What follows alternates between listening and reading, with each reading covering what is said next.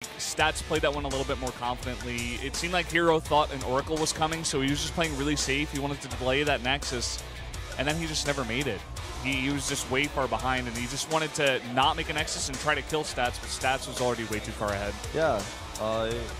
Having that Robo and having that Immortal out, plus the Force Fields that he had to trap those Stalkers, I mean, herO typing GG that fast, totally warranted in that case. Yeah, man. A lot of units, but the fact that he had the Nexus Cannon alone was just going to be a problem. He would have been able to buy time for Immortals anyways. We're going to go into Catalina now, one of our larger maps here in the pool, for game number 2 here at the Korea National Finals.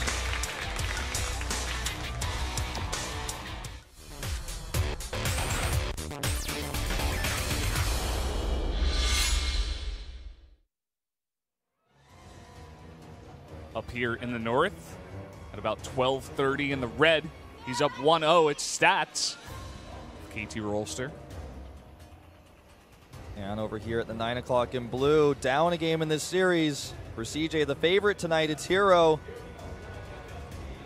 Both going for the, I would say, very similar builds, not the same. Both going DTs. Another shot of this massive crowd we've got here today. Come down. Everyone looks like they already finished their hot dogs. I saw one guy out there eating his hot dogs still. A little bit late to the party. Maybe he ate before. Maybe he didn't know about the hot dog. He wasn't paying attention. Could have just had his dinner here. Yeah, it's definitely a possibility. So it's really important in a finals, that first win. It gives you a ton of momentum. I always like to reference this stat. In Korea best of 7 finals, it's like 89% of all finals are won by the player who wins the first game. Those are in best of 7s. This is a best of 5, so it's a little bit different. But just keep that in mind. That's a crazy stat. Winning that first game gives you so much momentum in a best of series. Even in a group, you know, where you're playing several best of 3s, potentially up to 3 in a group, winning that first one really, really helps. Win that first game in every best of 3 you play. In any competitive sport, be it, you know, StarCraft, Street Fighter, your real sport, fencing, something like that, you know, getting that first point on the board is really, really a ton of momentum. No, you're definitely right. I was just laughing about that guy on the right there. He seemed a little bit nervous about being on camera there. But, you know, it's so true. Even besides the fact that you are up a game, it's really a lot about momentum as well. Stakes are so high right now. Yeah. So a much faster core here this time for Stats. Yeah. About 1 probe faster. Yeah, we'll just put down that 11 gate, so slightly faster, not the 10 gate we see sometimes. Yeah, and we'll see what he's got planned with that. It's you know, a fast tech, but it's not a rush tech. There's a slight variation. And you can see he's also mined quite a bit more gas rather than the minerals, about 50 more or so. Let's see what he's got planned here. Core's done. Warp gate research canceled. And Stargate. There it is. And unfortunately for Stats here, herO is going to scout him first. Did not go to the other location here, so he won't be able to deny the scout. herO's going to know exactly that the Stargate is coming his way. I wonder what he's going to do in response. There's a lot of different things you can do. A really common way to respond is to add your own Stargate. Let's see what he decides to do. Twilight Council is not a bad choice either. He's denying some mining right now. Super nice multitasking going on here. Most of core is out. He's going to try to kill this probe, and herO drops a pylon because he wants to make sure this doesn't get canceled. And also, if he makes this pylon, he's going to see what unit comes out. And if he wants to hide the unit, then it's going to be so delayed. So it's pretty much win-win here. He'll probably cancel the pylon. Yep, he selects it there. Yeah, 25 minerals there just to get that much scouting information. Definitely worth it. And so he drops down that Twilight Council right away. That was a really good move to drop the pylon. I like that a lot. And the Twilight Council comes out here. He's getting ready for the defense because even if it's a canceled Oracle, the defense at this point is basically the same. You just want to keep your Stalkers right at your Nexus with your Mothership Core. I'm going to shut that down. Phoenix comes in here. He knows it's real. Not going to be able to deny the scout, though, on that Twilight Council. I think he saw at least one of those gates as well.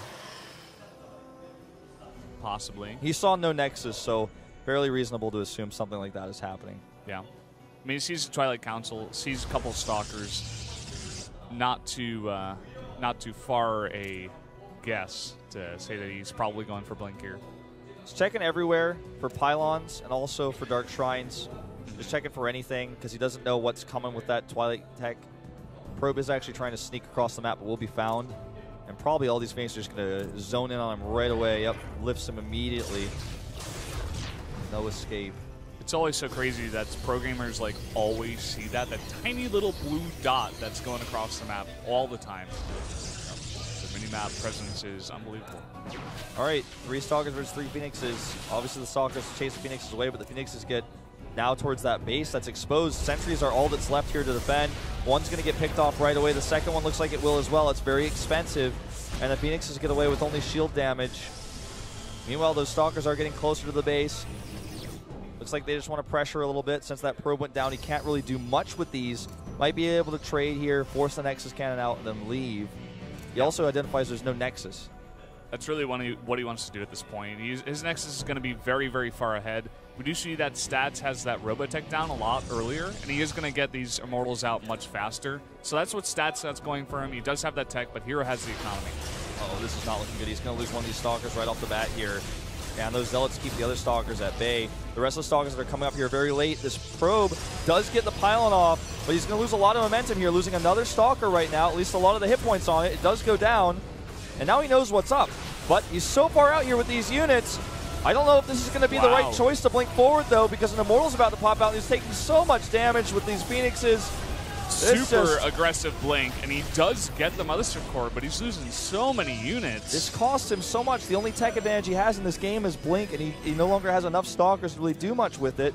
He does still have that advantage in economy. He has 2 Nexi now, so he can make double probes. He's also got double Chrono Boost. He's trying to get a little bit more information about the unit comp here, but he doesn't have any high ground vision over here either, so he can't even blink into the main. This is a rough place to be right now for herO. I'm not sure about herO continuing this attack. With 2 Immortals out, he's going to see it now, and I think he's just got to go home. Unless he just wants to play the part of just continuously warping 3 at a time and just trying to break down the front. So difficult to do with 2 Immortals there, even though there's only 3 Zealots that accompany them, and now those Sentries that just got warped in. If you mess it up once, you're in big trouble, and oh no, looks like he's going to lose the Mothership Core here as well. May cost him a Phoenix. Nope, gets out. And now he can even harass the probe line. Yep, there's nothing here. How much energy do these guys have? Looks like he's Not out. Enough. Need that 50. Just get a couple more. Wow. Stalkers are back, though. So hard to kill a Phoenix with Stalkers, even with Blink. You pretty much just have to make a mistake in order to get caught. I mean, this is looking really good for Stats right now. His own Nexus is late, slightly, but because he had the better worker count for a lot of this time, and now, well, I guess I should say he has had even worker count because of the harassment. The fact that herO had that base up earlier only helped him slightly, and the tech problem is a bigger one. He's also got this Forge up now, so he can get the +1 faster. He's in total control of this game right now, and he still has the presence of those Phoenixes. Yeah. He's also got just that much better comp. He has these Immortals in his mix. He's going to have them for the rest of the game later on, even if he goes into Archons or that kind of thing. It seems like he is going to put down that Ruble Bay. Try to go for the Colossi. Yeah, when you're ahead, it's a pretty safe choice. herO's not too far behind with the upgrades. He's going to have his Forge done in just a second here. We'll be able to get his +1 out pretty quickly after. It's a little bit later on his assimilators for that gas mining. Just to give you guys like, all the super technical infos here. Might get a Phoenix. Nice targeting there. Does get one. The cost of a few probes. This is a big one. Just going for the Scout. Yep. Sees the timing on the Forge. I sees that the robotics facility is up. Yeah, I think he's trying to find out, you know, is your Bay up? Or are you going Bay? Are you going Charge Zealot Archon? What are you doing? What's your next move here? And he hasn't been able to find out yet. So every 50 energy he sends a new Scout. Or rather, every 100 energy. To send that across. Every time he's got that new hallucination available, he's just going to keep sending it. And this is, you know, just continuing to happen for both players. It's very difficult to deny Scouts. Nothing is really a mystery here. Yeah. Very common occurrence here in PvP, just continuous hallucination Scouts. Again, he's going to send his second hallucination, and doesn't see the bait quite yet, and it is actually going to get denied. Although he did see it. Yeah, he did see it there at the end. So let's see how quickly Stats. Oh, Stats is doing that gateway flower over here.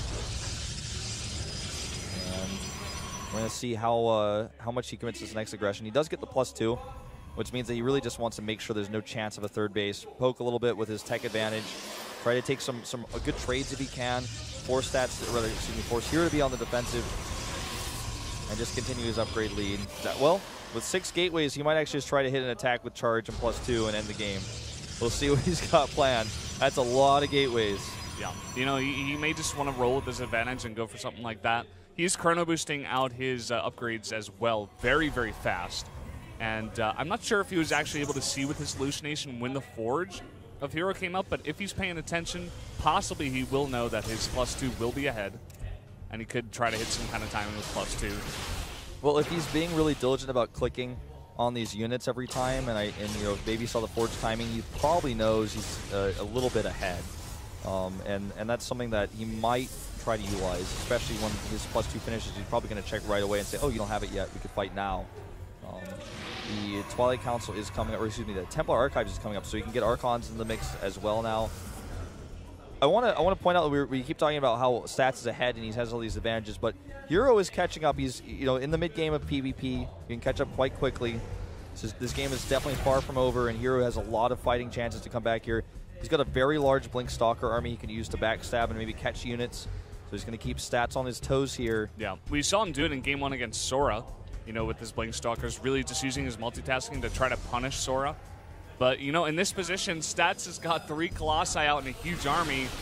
He does pick off some of these Zealots here, but he will be taking a bunch of shots, especially from the Colossi as well. Does not only kill the Zealots, though, but slows down this attack, which is really important. He's going to catch these Stalkers on the retreat path, on the other hand, and this is starting to really cost him a lot of health here. He's lucky +2 wasn't done during that, or I think he might have lost even more. Hidden base by herO down there in the south. Yep, we see this tactic a lot when you're behind in PvP. Look at this. The Stalker's trying to go for the attack, but just more warped in Zealots. He has a ton of gateways there. He will be able to do that. He also doesn't know about that third base. He might have been able to do something with the Stalkers there. And Stats is just continuing to warp in units here. He wants to keep the pressure on. Doesn't have to commit to an attack right now. Oop. Oh, gotta be careful. Yep.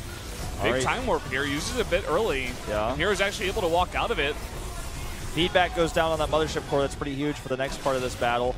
Stalker's trying to catch more reinforcements here, only distracting some Zealots, but look at how much larger Stats' army is, and he still has that +2 advantage. And he's just continuing to utilize this, you know, this poking power that his army composition has. Well, and he's got that time warp. warp. Another time warp on the whole army here. Colossi are hitting the Zealots in the front here for herO, and another one pops out here, but a lot of Zealots pushing through, and a ton of Immortals in the back here for Stats, doing a lot of damage, picking up the Zealots and even moving them close to the Colossi. Looks like Stats has got this one, boys. Yeah, he definitely does, man. That Warp Prism was able to freely just warp in Zealots right into the battle, and these Immortals are loving fighting Colossi straight up with Phoenix support. Warp Prism in the main base now. This game is very much over, and uh-oh, guys, Stats taking a 2-0, not what fans are expecting. There's a bit of a shaky applause here as Stats dominates back-to-back 2 games here. Yeah, I feel like a lot of people probably watching at home and people here in the studio are just looking back and forth. They're like, wait, what's happening? Are the colors switched? Like, what's going on? But no, you really got to hand it to Stats. He's playing really, really solidly here, and herO's looking a bit shaky. As he was saying in his interview yesterday, you know, he thinks this is a really important match for him for his career, and he's focusing on this individual league quite heavily, as Pro League, you know, is not going on right now. This match is really important to him. He doesn't have the championship and the stats and the backed up, you know, basically results that herO has. So it's really important to him to win this. He really wants it, and I got to say, he's looking like one of the most prepared players we've seen this tournament. We see a huge difference in the games we saw from him in the round of 16 that we see here in the finals. He's looks like a totally different player. He's put a lot of time in, and it's starting to show a ton. Yeah, you're definitely right. I hope everybody at home is paying attention. This guy is a new up-and-comer. He's playing so well, and to take 2 games like this quickly against one of the